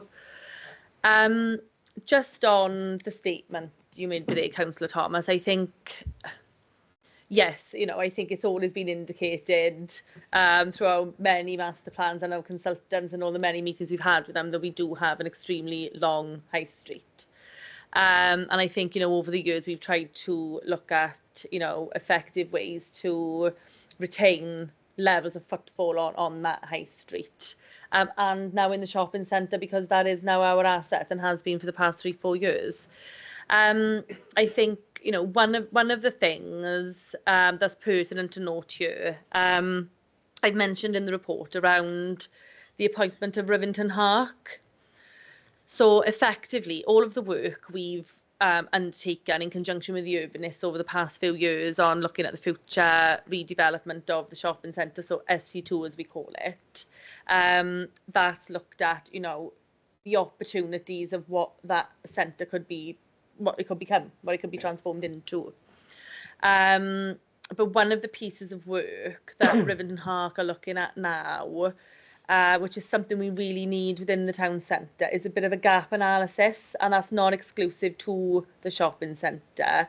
We'll be looking at it from a high street perspective as well, because we do have a lot on the high street, whether that's daytime economy, evening economy, or hairdressers, you know, etc. All sorts of activity. But we know there are gaps within the town centre that could bring additional footfall, such as health. You know, we've had conversations about health in the town centre. We engaged with the health sector as part of our consultation for the Towns programme. You know, we know that brings people into the town, so you've got your bus station and health, and they naturally link. So one of the pieces of the work they're going to do immediately is looking at that gap analysis. You know, what are we missing in the town centre? What do we need to attract within the shopping centre, which will help identify our future model as well. So we are starting to move into some of that way of working now to ensure we are targeting the right services, because it's not only sort of retail and our evening economy we need to look at moving forward, but it's service provision and how are we meeting the needs of the community. So this exercise will help to support that then. Okay. 2 more questions. Yeah, right. Sorry, okay, just on our point, just to update you, in terms of, I know we spoke recently at the last scrutiny in terms of the new police operation we were referring to, which obviously when we've got the detail we'll be able to tell you more about, but there's scope within that for funding as well in terms of like what our town centre currently looks like in order to tackle that antisocial behaviour aspect on the yards, and is what can we bring to the town centre in terms of that offer for young people, what are we missing? And that could probably play into the gap analysis, and we probably need to do a bit more work on that for a joint up approach with that operation in terms of funds we can access and what we can improve on. So of course, as I said before, when we got more information on that, that's something we can update as well, because I'm not sure how much is always cited on that as well, because that's just been in a cabinet conversation that we've had directly with South Wales Police, but we'll update on that as well. That'd be good. That'd be really good, because you know, I was just going to mention then, but you know, planning again, really. When we passed the LDP, which was it 2017, 2018, look how much the world has changed in the last 5 years, you know, with Storm Dennis, with COVID, etc. Things have changed so fast. I think the document's got to be more fluid than that. We've got to make quicker decisions. Like most of the town centre is A1 use. You know, we're not going to want A1 use in the planning anymore. So we need to bring the planners to the table. So my question is, right, I'm going to bump onto the Theatre Royal now. The Theatre Royal, you know, there's had many attempts to bring it back into use, like the General Hospital, Clive. But the last one was the Theatre Royal, and there was a scheme done for residential. But I believe our planners turned it down because they weren't happy with residential in that building. It is a listed building, but again, you know, we got to think, what if we want to keep these beautiful buildings? What can they be used for? What's going to keep them, you know, living and breathing? And you know, it's not going to be a theatre again, is it? Right. So we got to think of something different. So if you can take, and Jamie, if you can take that on board, we got to bring planning to the table. Yeah, definitely, and we're looking into stuff at the moment now. That there should be something coming through plan in terms of Thespian House as well, in terms of making that a well-being centre. So there are things going on in the background, and obviously that conscious in terms of most of the buildings we've got that are vacant at the moment, and how we can play into that. And like you said, have planners on the table and get those things moving. And of course, then any advice that you've got in terms of like what you've previously done with the portfolio, I'm happy to have conversations in terms of what you think we could do as well, and have those conversations. Thank you. Can I come in, please, Chair? Yeah. Yeah, thank you. So in terms of the theatre, yes. So from a planning perspective, it's not that, you know, from all of our perspectives, we didn't want it to be residential. There were significant constraints around the flood constraints, effectively, and the measures to reduce that were, you know, going to result in a significant cost. So, you know, we had an options appraisal undertaken on that building, and you're right, it does give limited options in terms of what it can become. Office space now, gone, not needed. We know this. You know, we've got buildings within the town centre, including Orbit, thankfully, which are at, you know, capacity. But to create, you know, significant space like that, like pre-COVID, you know, no.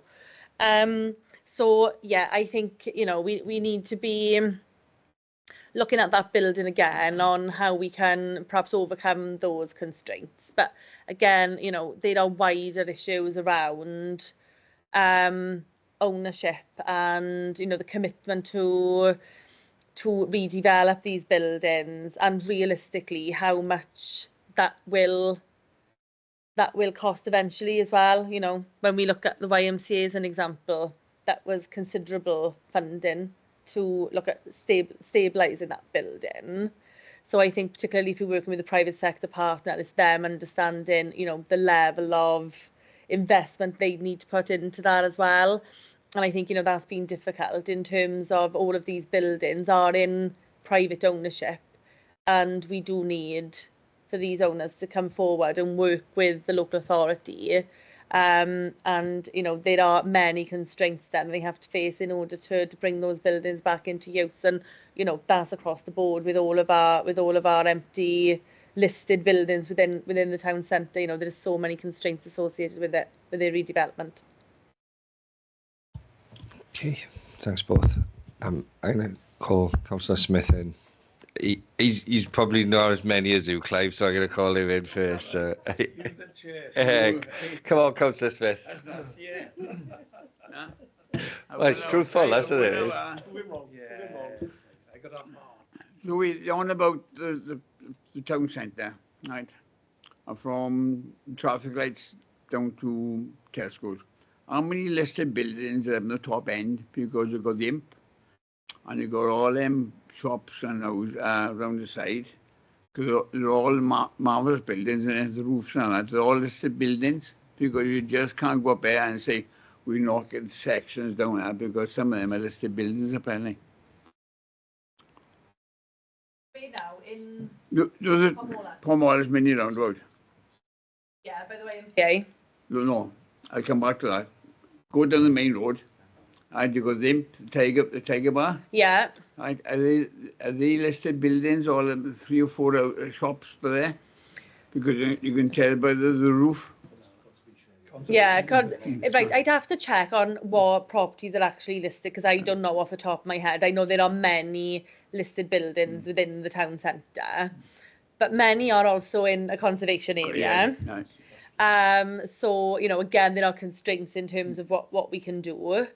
The empty listed buildings that we tend to focus on from a regeneration perspective are the larger ones that are always identified within the report. So the general, well, that's locally listed, apologies. The theatre, the YMCA, synagogue, miners hall, those larger scale buildings. But I've received, and I can't share it, I have received from planning in the past a list of all of the listed buildings in the town centre, which is considerable actually, because you've got things like the library and obviously the Red House. So I'm happy to share that. But yeah, we do have quite a large conservation area across the town as well. Great. I have the list there for all members. So it go back to the YMCA, right? £8.5 million, whatever it was. Right. So what are we going to do? Because people are having to go with us now. It's empty. Right. You spend all this money on it. Right. What are we going to do? Are we invite people in? Because they want their accommodation, didn't they? It won't be office block, so forget about that. No. Right? So are we going to invite people in? Do we rent it out to people who put rent their accommodation in? Because we've got to do something. We've got to get back our money.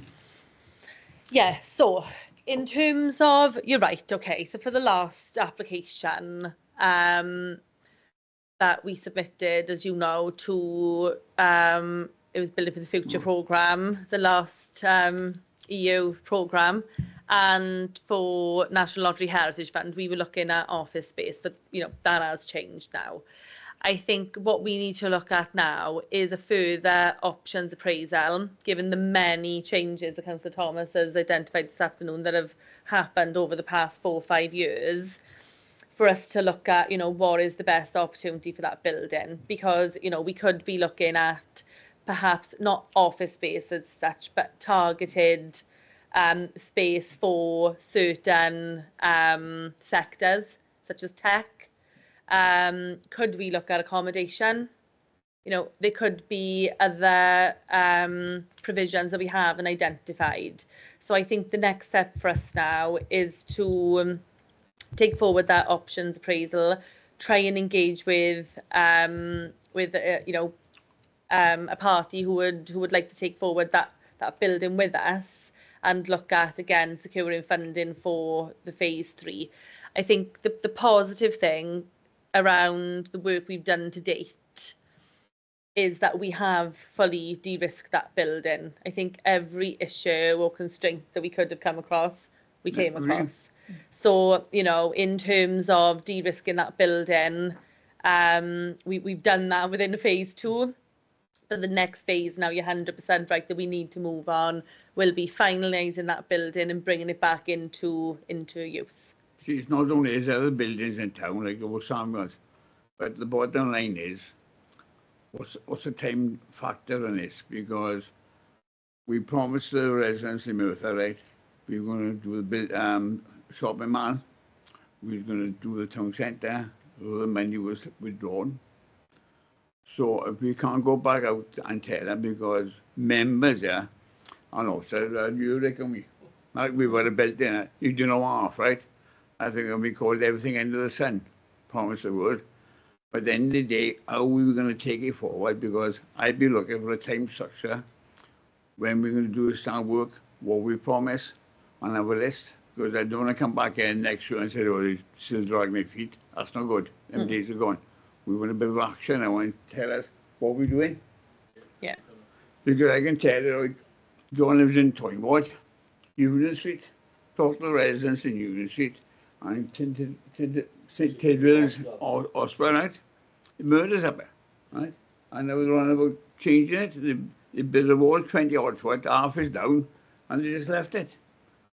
So then people, over the last couple of 2 or 3 years, have been living in Terrible, right? So I want to know, right, where we've been at, what like murders are and wins, time factor, what we're doing and how. And we go to a time factor up to tell people, this is what we're doing. If we can't do it, come out and tell us. I know it's hard, don't get me wrong, right? And it is hard. That was what I was about to say. It took the words out of my mouth. This is my feeling now since 10 years we've been here, fighting hard for this.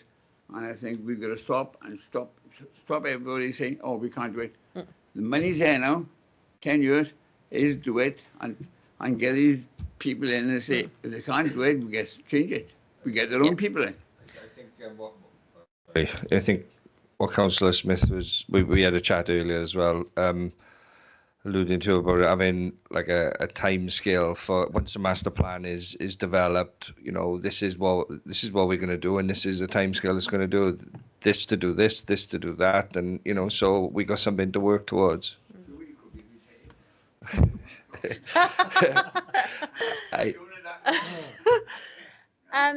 It's difficult, right? And I think it's all about trying to identify realistic timescales and managing expectations, okay?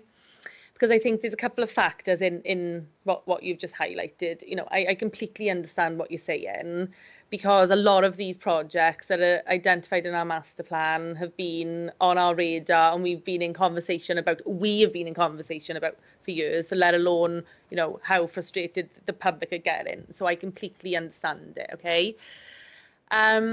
I think, you know, perhaps we as the Regeneration team and the council need to be more proactive in terms of communicating, and not just communicating the positive things, but perhaps some of the constraints that we face, to share that understanding. So as an example, you know, you take the YMCA, you know, I mentioned just now all of the issues that we face continuously, and it was continuously. So you know, so that was something, okay, perhaps we should have shared more widely. And what we initially applied into HLF4 and the time constraints of the Building for the Future programme, which affected that long-term outcome for that building, and now it's completely changed and we can't necessarily look at office space. So the reason it's so difficult to put time scales against things is because there are so many unforeseens that we can never predict within the Regeneration programme. So I think comms is a big part of it. Again, with the shopping centre, you know, I think it's perhaps trying to share, because I think for the public, and I understand it, you know, I work in Regeneration, so I'm in the detail every day, and we know that we are moving forward, albeit, you know, for everybody it might feel like baby steps. We're making progress, you know, every day with things. But I think from a public side of things, unless you're seeing something actually happening on site, then you feel like nothing's happening. So again, it's perhaps, you know, how do we look at sharing the detail? Because if you look at the shopping centre and the information I've included in the report as an example, right? We, you know, operational management aside at the moment, we've done a lot of investigatory work over the past few years to try and understand that asset. And, you know, we're looking at all sorts of feasibilities on what that could develop into in future. But from a public perspective, because we haven't been to consultation on any design yet, you know, from the face of it, it looks like nothing has been done where it has. And I think this Rivington Heart Commission now will hopefully enable us to identify a way forward and start moving into that detailed design stage where the public will start to see, you know, things happening. We'll communicate with them, but it's difficult to put a timescale to it. So what's the timescale now Rivington Heart then take it forward? Because the big issue for you now, right, is the market. Right? You talk to people out there, right? And they're all out, what's happening to the Hindu market, because it was a mess 6 months ago. You're moving it to Wilco's. Yep. Right? Hardly anything been done. You got money now. So what's happening now? Because they want to know. Yeah. And more people are moving out to the town centre, out to the shopping mall. A shoe shop closes every week. So in other words, another shop are gone. It's a knock-on effect. Yeah, so they're two very separate things, okay? So the Rivington Heart Commission effectively is going to provide us as a council with a recommendation on a future delivery model for the shopping centre. So they're doing a lot of work, as I said at the moment, around gap analysis and looking at what that future delivery model could be. So that's for, you know, ST2 future redevelopment of that shopping centre. In terms of current operational management, we're currently looking at opportunities to secure new tenants within the shopping centre. And obviously we've made the announcement on the indoor market. Now we have highlighted within that communication that we're looking at the end of this calendar year. So it's not something that can happen imminently, because obviously we need to undertake all of the relevant designs, procurement, appoint a contractor and deliver the scheme. But, you know, again, going back to my point from earlier, we can continue regularly to update the public on the progress of that indoor market, because, yeah, you know, that was one of the really good news stories of, I think, the century. You know what I mean? So it's happening. And keep the information flowing. But I think that's the biggest thing we need to do. I got a better shopping centre in Lagoon as I got them now. And it's unbelievable. So I think, you know, at least you got one, you don't go one out. So, yeah, I think we need to provide regular updates, particularly on the shopping centre, to update on all of these good news stories, you know, because there is going to be stuff happening now over the next few months. To do it. Keep on going now. Thank you, Chair. Yeah, thanks. Yeah, I think regular updates for the public would be really good. Thanks, Councillor. Clive, sorry, I think David needs to go, so he just. The Hoover site, and obviously in the LDP for housing, and also the Welsh Government spent a lot of money on the metro to bring benefits to the valley, and part of the original concept was to have a park and ride at the Hoover site. There was a three-party discussions between the council, Welsh Government and the owners of Hoovers, and that failed. So the metro now hasn't got a park and ride funded to go there, because that's been dropped. You're talking about developing probably the train station in Merthyr, but that's not big enough to have parking around it. So we've missed an opportunity here. All this money's been spent on this metro link, and, you know, what is the future? Where have we got any plans to resurrect the park and ride? Fair. Okay, so I don't know at this point, but again, I can take that offline and provide further feedback. Thank you. Councillor Jones, we've had the theatre and the YMCA. No, nothing about the hospital now, or the miners all. So go on, Councillor Jones. I think you're trying to tell me something. No, I have lots of questions. Can I ask for clarity on this announcement? Because this must have come in this afternoon, because I read all my emails for this morning. Are they talking about keeping the same boundary there, or has that disappeared? My understanding from what I just read is that the boundary will be expanded to form outside of the town centre as well, so that it could open up investment for parks and all sorts of things that we could look at. But we need to see, in terms of that now, the guidance in terms of what that money could be spent on. But going back to Councillor Thomas's comments, from my perspective as Cabinet member, what we don't want to do, in my opinion, is hinder or deter from things that we had significant investment in that we were looking to do. So my conversation for my colleagues in the administration is that what we need to look at in terms of scope is perhaps improving or expediting what's outside of the town centre with additional funds, rather than deterring and taking away from what we've got in the plan currently. But of course, that's a wider conversation that we're going to have, of course, with Zoe now, and look at the scope of what the new programme looks like and what we can spend our money on. So at this moment, I think what I can do, I can circulate the letter that I had through as we were in the meeting from the minister, so you can see what came through. But again, we're going to have to wait on additional information to answer any further questions on this. Did that letter come to yourselves in the cabinet, or is it?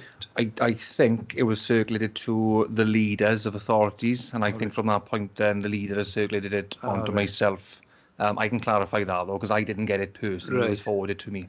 I think it'd be of interest to all members of the council, Yeah. frankly, if we could have that so that we know what the score is right from the start. Right. If we go to page 18, go to the top of the page, revive the town's traditional townscape with specific focus on prominent listed buildings, social, historic, or architectural merit. And I give examples there. Zoe, YMCA, well, YMCA, it's not, it de-risked it, as you said, but there are still risks there because I was contacted by a nearby resident about a number of things in the area. One of them was the amount of graffiti. We got a few graffiti artists who think they are world leaders in graffiti in Merthyr Tydfil, but nobody seems to know who they are. And they had graffitied the steps, the 48 steps down by the side of the YMCA, all the way down on the wall and on the side of the YMCA, and lo and behold, on the front door of the YMCA. So my first question was, can we get rid of this? And the staff have been up there. I haven't been to look at it, but I think they've taken off most of it. My second question is, how many cameras have you got up there? Emailed to Ryan Evans, came back, there's 2. Third question then was, is one of those cameras in a position that they can pick up people going up and down the steps? The answer was yes. So we got an issue. The longer that's kept empty, the more at risk it is, of certain individuals in Merthyr. You can spend all the money in the world, but if they've got no regard for the building, they'll do what they can to deface it. So what I saw was awful, frankly, and I question whether 2 cameras are enough to protect that building, which has cost over £8.5 million. So I think I'm registering that now, because I think that if we don't do something, it'll be at risk in other areas. Right, and you mentioned the synagogue. That's fine. That's in progress. I don't know what the timeline is. Perhaps you can tell us that will be ready, I don't know, 2 years' time for visitors to come there. Is that likely to be? Somebody must have a timeline. Yeah, so that's being delivered by an external organisation, not the council, for the record. Yeah. So I believe they are due to submit their HLF application for stage 2 early summer. So it'll take 3 months to determine that application.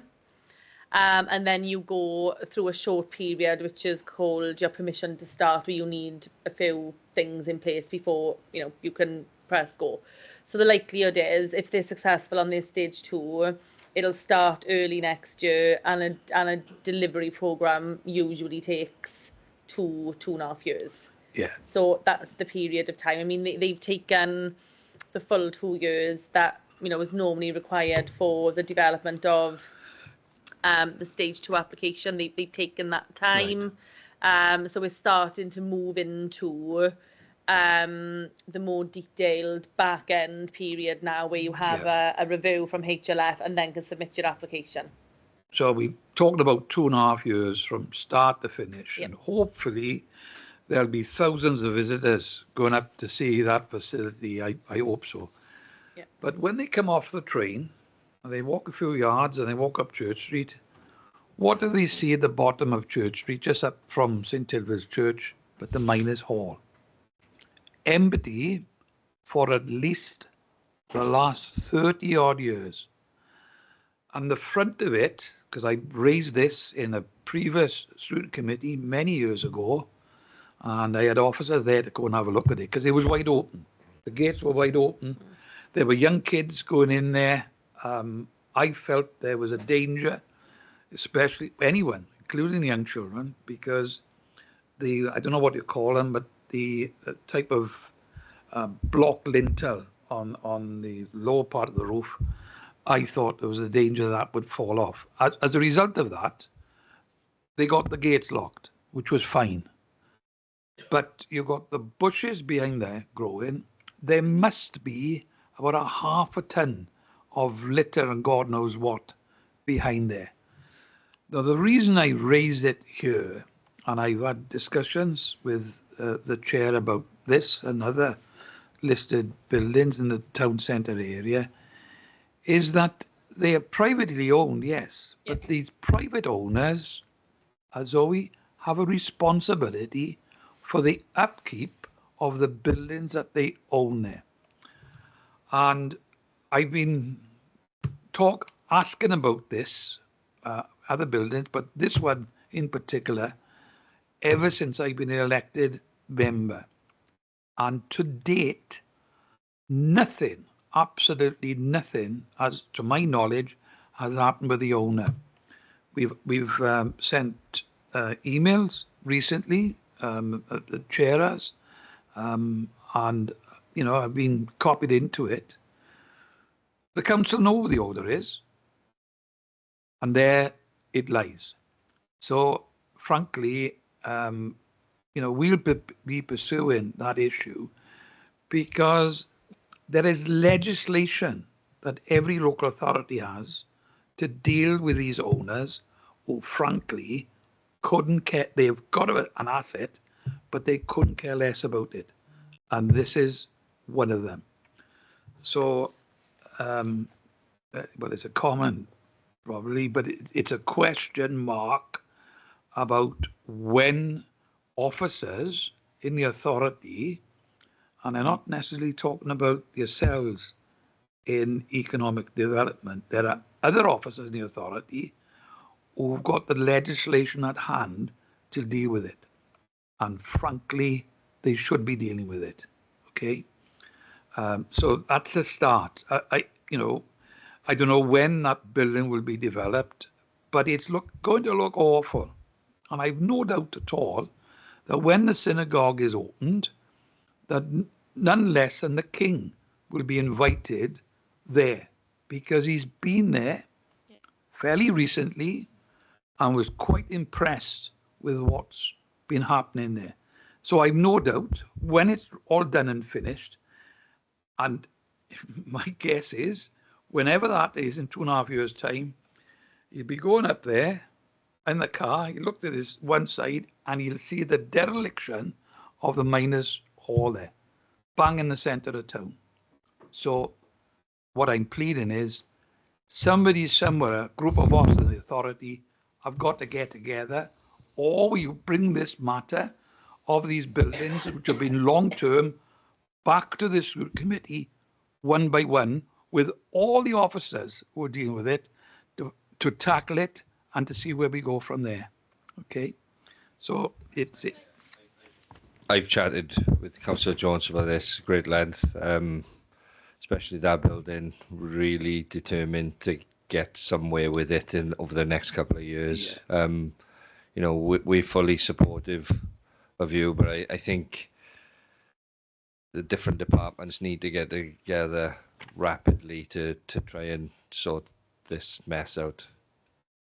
Okay, yes, I appreciate the frustrations. Yeah. I think what I'm happy to do from today is try to coordinate a multi-departmental approach as we did on the general previously. So Regen coordinated an approach with building control, planning and environmental health to look at what options we had available with us.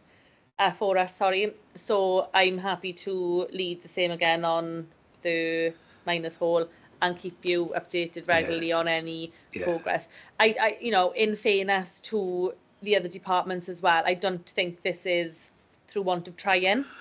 I know we've made multiple attempts at contact ourselves, and I know as yourselves will probably experience over the next few weeks, months, there'll be radio silence back. Yeah. But regardless of that, I'm happy to coordinate the response. And I agree with you, but the councils have the powers in the legislation to pursue it. Yeah. Okay. Me and Councillor Jones are off to Scotland anyway, that's all we say. Well, you know, you never know. We might have a knock on the door. You'll have a bit of surprise. Yes. Page 19. This is 5.7. It's about the shopping precinct there. Funny enough, I was in a meeting this morning, monthly meeting with the residents in Kevin Ryan Court. And amongst others, they raised with me what's happening to the shopping precinct. I tried to explain to them the issues we've got, etc. But they are very interested in getting the market traders down there. Somebody asked me were there going to be toilets down there. I said yes, because I can't believe that you're going to refurbish that without having toilets there. So and the fact that it looks as if you've got interest from greengrocers, butchers, fishmongers, etc., can only be good for the precinct. Will this be ready now by the end of this year? That's what we're aiming for. Again, you know, with some capital projects, we can't, we can't foresee any unforeseens. But at this point in time, we are aiming to have this open in readiness for the Christmas period. So, you know, we had lots of events, etc., delivered within the shopping centre last year, which is our aspiration again. So to have that facility open and to have that offer there is going to be the icing on the cake for us, you know. And I think that's the urgency. It should be, it's done by Christmas and opened up. That'll be great for the shopping precinct and for the traders, because like everybody on the council, we feel concerned about the traders are up there because the number of stalls are reducing, and we want them to be, because they'll be in a better place, in my view, you know, within that Wilkinson's building. Yeah, 100%. You know, I agree with you completely, Councillor Jones. I think, you know, they have experienced a difficult period over the past few months, as we know, with the failure of the lift. We are looking at bringing the service lift back into use, so we will have 2 working lifts within that centre. So if one fails, we've got one to fall back on. But regardless of that, I think, you know, the traders do need to be relocated downstairs. Yeah. And it was a big part of our consultation last year. You know, we had very strong feedback from residents that they wanted an enhanced market provision, that they wanted the indoor market relocated. Yeah. And I think, you know, for us within the Regeneration team in particular, you can see how other areas have really enhanced their town centres with their indoor markets. You know, I know we're looking at a bigger scale with, you know, Newport Market, but even Pontypridd has gone the same route. Caerphilly has gone the same route. So, you know, we can attract some new traders into the town as well to look at hopefully increasing footfall not only into the market but into the town centre. Great. My other question is on 5.9 about the shopping centre, and it says the shopping centre team has white boxed. What white box mean? Many of the vacant units. It's a new terminology. Yeah, I think we've just the inside is ready for any tenants to move in. All right.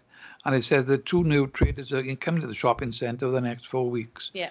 Are you at liberty to tell us who they? I don't know. Oh. I knew that question was coming, and Right. I was thinking, I don't know. But if I am, I will email you all first thing in the morning. But if I'm not, I'll let you know when I can let you know. Yes. Yeah. It would be very interesting to know who they are. Just one, well, it's a question really, and a frustrating one. I've heard what's been said about the Theatre Royal. Good luck with that one. I'm told by someone who was there in that building a few years ago, it's in a dreadful state. Inside, dreadful state. And it was only 2 weeks ago, I had someone who's a constituent of mine saying to me, well, why can't it be reused then as a theatre? And his suggestion was to build a bridge to a car park. I don't quite know which car park he was talking about. So I didn't fall into that trap. I just listened to him and said, there's issues about the building, and walked away. I haven't got any more questions. Thanks, Councillor Jones. I just got one question. It's about the private sector. What steps are being taken to encourage private sector investment into the town centre, and what incentives are in place to attract new businesses? There's a number of things. So first of all, I think we have a very strong enterprise team who provide a lot of support to businesses and particularly inward investors. So I think, without that support, perhaps you wouldn't attract as many new businesses or as many investors as we do. I think we do deliver a number of grant programs as well, which can attract and support businesses and the private sector within the town centre, particularly of those that are coming into the town centre as well. We always look at opportunities to ensure we are trying to secure new businesses that have a real USP and will attract footfall into the town centre. Haystack, Coco's are coming next month. These businesses bring with them a massive following, So I think the opportunities we have as the enterprise and regeneration team, help support those opportunities as well. Sorry, could you repeat the question? Because I had more things in my head I wanted to say.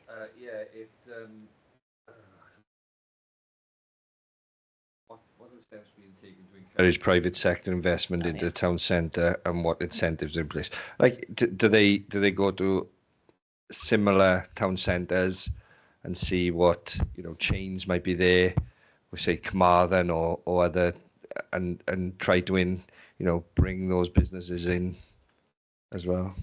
No, we've been really fortunate. I think with the amount of funding we've secured through Transforming Towns, we've been able to redevelop, well, not just from Transforming Towns, through the TH programme as well, we've been able to redevelop a number of buildings across the town centre to such a standard that we're either attracting new businesses in, or the developers that we're working with have got really great contacts that they're wanting to come to Merthyr.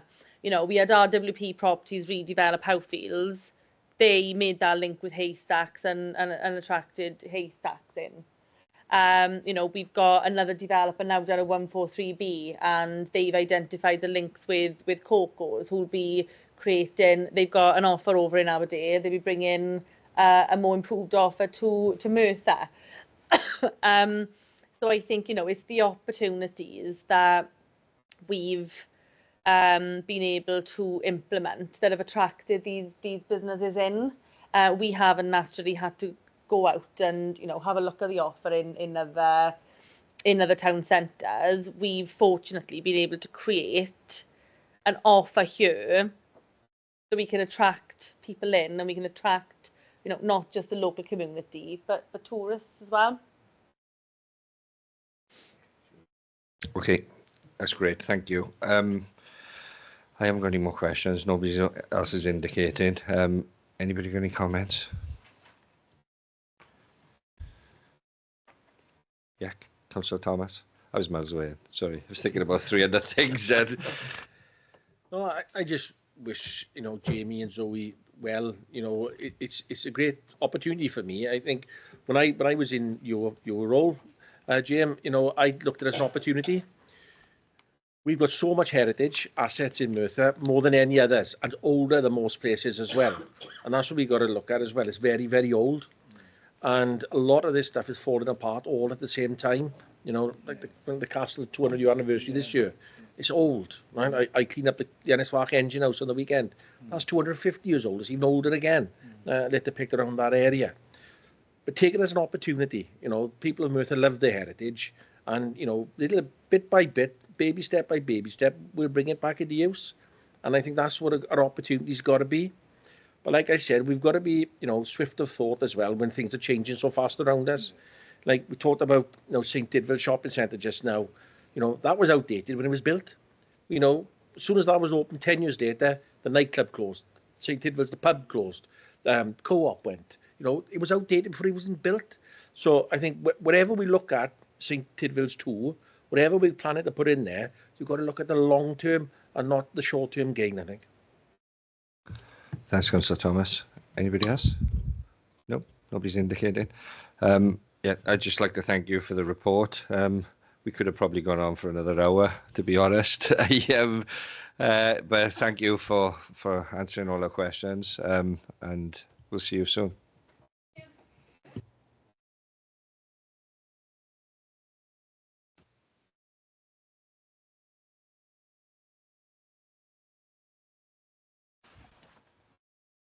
Okay.